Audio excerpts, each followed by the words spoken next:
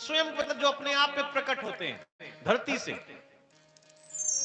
लेकिन अपने हाथ से अगर शिवलिंग बनाया जाए तो कहना क्या।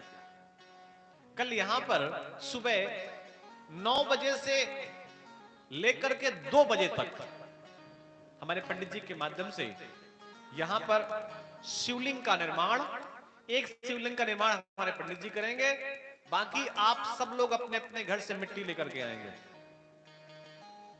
सब लोग, और फिर यहीं बैठ करके शिवलिंग बनाएंगे। यहीं बैठ करके, घर से बना करके नहीं लाएंगे। एक पंडित जी हमारे प्रधान शिवलिंग बनाएंगे, बाकी शिवलिंग आप लोग बनाएंगे अपने अपने हाथों से, 100, 50, 10, 20, 1, 2 जितने आप बना सकते हैं। और कल महाशिवरात्रि है, तो यहां पर 2 बजे तक, 2-3 बजे तक अभिषेक होगा। उसके बाद शाम को भी अभिषेक होगा, लेकिन आप सब लोग दिन में ही आकर के अभिषेक कर लें। ये जितनी सामग्रियां आपको बताई जा रही हैं, आपको सबको पता है कि तिल, चावल, जौ, चना, मटर, सरसों, ये सब भगवान महादेव पे चढ़ाई जाती है। उसके साथ दूध, दही, घी, शहद, शर्करा, भस्म और ये सब चीजें महादेव को चढ़ाई जाती हैं। प्रसाद में आप जो भी लाना चाहें। आध सेर से प्रसाद कम नहीं होना चाहिए, ऐसा पुस्तक पे लिखा है। आध सेर का मतलब आधा किलो से थोड़ा कम। सेर 1 किलो तो होता नहीं है, सेर कितना होता है? 1 किलो से कम होता है ना। हाँ, तो आध सेर मतलब लगभग 400 ग्राम के आसपास प्रसाद मिनिमम होना चाहिए। बाकी जितना आपके पास जैसी श्रद्धा और जैसा परमात्मा ने आपको बनाया है, जरूरी नहीं कि 5 कुंतल का ही हो, लेकिन हाँ, जितना ईश्वर ने आपको बनाया उसमें चोरी नहीं करनी चाहिए कि आपने, ईश्वर ने तो आपको बहुत व्यवस्था दे रखी है, लेकिन आप कह दें हमारे हाथ से छूटता ही नहीं। और जिनके हाथ से छूटता नहीं है, बड़ी समस्या रहती है। एक जगह आरती हुई तो एक व्यक्ति था, उसके मन में विचार आया कि मैं आरती में 2000 रुपए के चढ़ाऊंगा नोट। उसने 2000 जेब से निकाला आरती में चढ़ाने के लिए, लेकिन आरती की थाली दूर थी। जैसे आरती नजदीक आती गई, श्रद्धा घटती गई, 2000 अंदर कर लिए, 500 का बाहर निकल गया। अब थोड़ी और आरती अंदर आई, बोले 500 ज्यादा नहीं आरती में, पंडित जी को हार्ट अटैक नहीं आ जाएगा? आरती में 500, तो 500 का अंदर, 100 का बाहर, फिर 100 का अंदर, 50 का बाहर, ऐसे करते करते सारे नोट अंदर, एक का सिक्का निकाला। बोले एक सिक्का बहुत है पंडित जी के लिए, बड़े एकदम से थोड़ी सब कुछ घर लिखवा देंगे पंडित जी को। अब बेचारा जैसे थाली आरती की आई, वो एक का सिक्का जैसे ही डालने वाला था, तो उसके मन में विचार आया कि अब तो ये जाने ही वाला है, एक बार इसको देख ले कम से कम हालत कैसी है।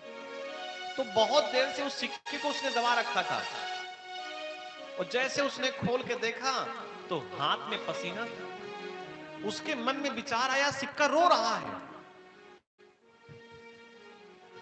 और ये हमको छोड़ करके जाना नहीं चाहता। उसने उस एक के सिक्के से कहा कि भैया तू परेशान मत हो, अगर तू मेरे पास ही रहना चाहता है तो मैं आरती में नहीं डालूंगा, और अपनी जेब में डाल दिया। ऐसे ऐसे लोग होते हैं भैया।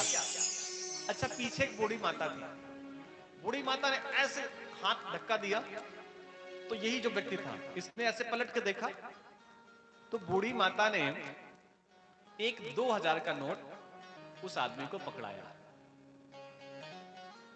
और जैसे 2000 का नोट पकड़ाया, भाई उनका था माता जी का, तत्काल इस व्यक्ति ने उस 2000 के नोट को आरती में चढ़ा दिया। और इसने कहा, इसी व्यक्ति ने उस बूढ़ी मां से कि मां, तेरा हृदय कितना बड़ा है, तूने 2000 का नोट आरती में चढ़ा दिया। उस बुढ़िया ने कहा, पगले हो का, हमारा हृदय वदय कुछ नहीं बड़ा है, तो बार बार अंदर बाहर कर रहा था ना, तो तेरा ही 2000 का नीचे गिर गया था। मैंने तो तुझको पकड़ाया था कि भैया मन हो तो जेब में डाल ले, मन हो तो कुछ और कर ले, तूने चढ़ा दिया। तो भैया ऐसा नहीं करना चाहिए, ईश्वर के कार्य पे कंजूसी नहीं। और कल अभिषेक होगा, परसों महादेव का प्रसाद वितरित होगा। अपनी प्रसाद में भूमिका निभाइए, कार्य में अपना थोड़ा भी जो भी श्रम दे सकते हैं, सहयोग दे सकते हैं, सहयोग करें। शिवलिंग का निर्माण होगा, पूरे परिवार के साथ पूजन करने आए, भजन करने आए, कीर्तन करने आए। अब ये तो कहेंगे नहीं कथा सुनने आए, ये कथा आज विश्राम हो जाएगी। अगले साल फिर जब कथा होगी तो आप उसमें भी हिस्सेदार बने। और कथा तो ऐसे होती रहेगी, एक सुविधा आपको और मिल सकती है। इन्होंने हमसे कहा नहीं, लेकिन हम ऐसा कह रहे हैं कि अगर इस सुविधा में भी किसी को यजमान बनना है तो सुविधा का लाभ ले ले, यजमान बन जाए। क्योंकि मन में बहुत बार भाव होता है कि हमारे पास धन नहीं है और हम भी यजमान बनना चाहते हैं, तो उसकी सूचना थोड़ा पहले से दे दे। उनको जिनको बनना है वो तो बन सकते हैं, उसमें कोई समस्या नहीं है, लेकिन आप भी यजमान बन करके कथा का लाभ ले सकते हैं। और भले ही इतना बड़ा आयोजन आप ना करवाएं, या कुछ और मतलब कहने का नहीं है, मतलब ये कहने का कि हो सकता है कि अकेले इतना बड़ा आयोजन ना हो सके आपकी जेब से, तो उसमें थोड़ी सी आहुति डाल करके आप यजमान बन सकते हैं। 7 दिन के 9 दिन के जैसा आप चाहेंगे। और आप लोग सब लोग खुल करके आ रहे हैं, सब लोग सहयोग कर रहे हैं, और ऐसे ही आप हाथ में हाथ बढ़ाते चले जाइए। सुंदर सा आयोजन होता रहेगा और दिव्य आयोजन होगा। आप सब लोग ऐसे ही अगर हाथ बढ़ाते रहेंगे तो इस साल तो कथा हुई है, अगली साल कथा के साथ वृंदावन की कोई मंडली भी आ जाएगी बढ़िया सी।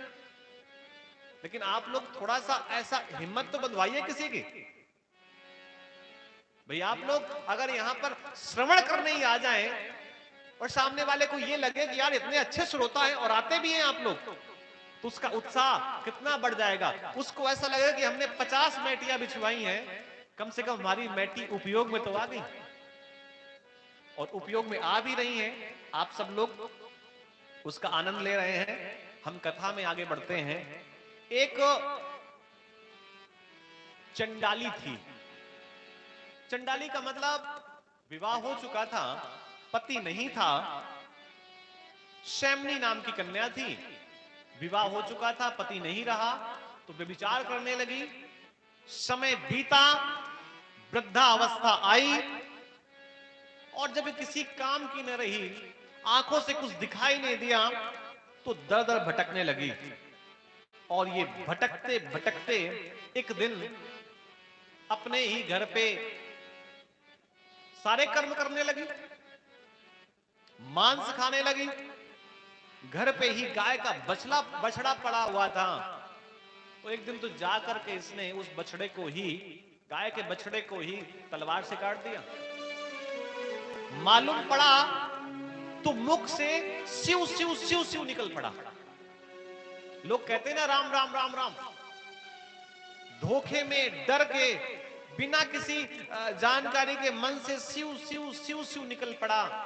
और सिउ सिउ निकलने का परिणाम कि वृद्धावस्था में ये तीर्थ में पहुंच गई, और वहां पर शिवरात्रि का दिन था, पूजन हो रहा था, भूख लगी थी, तो दर दर भिक्षा मांग रही थी।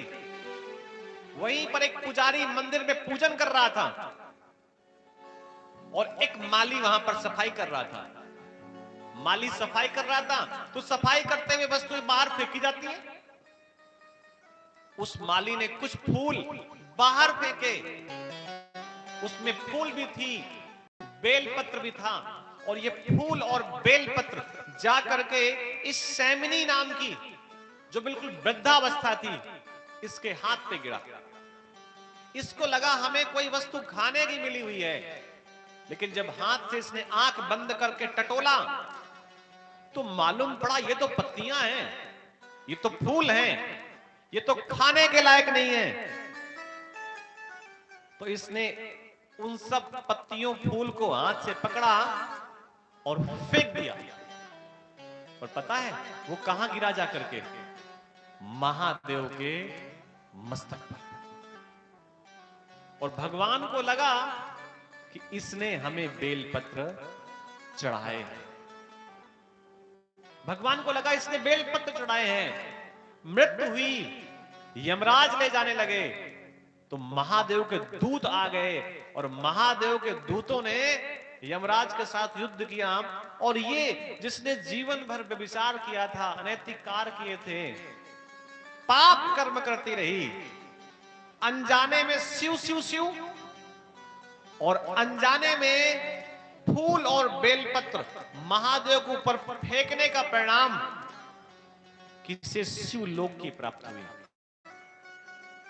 तो भैया ये शिव पुराण की कथा कह रही है, अनजाने में अगर ऐसा काम किया जा रहा है तो जानबूझ के अगर काम किया जाए तो भैया कितना बड़ा परिणाम हो सकता है, इसमें किसी प्रकार का संदेह नहीं है।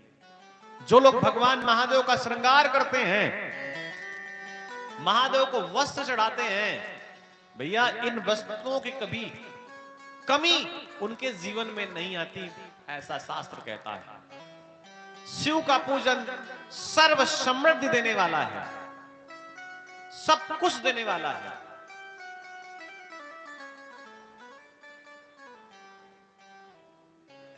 फूलों से सज रहे हैं, कल सजेंगे, आज हम लोग कीर्तन कर लेते हैं क्योंकि कल ये मंडली नहीं होगी। फूलों से सज रहे हैं कैलाश के बिहारी, फूलों से सज रहे हैं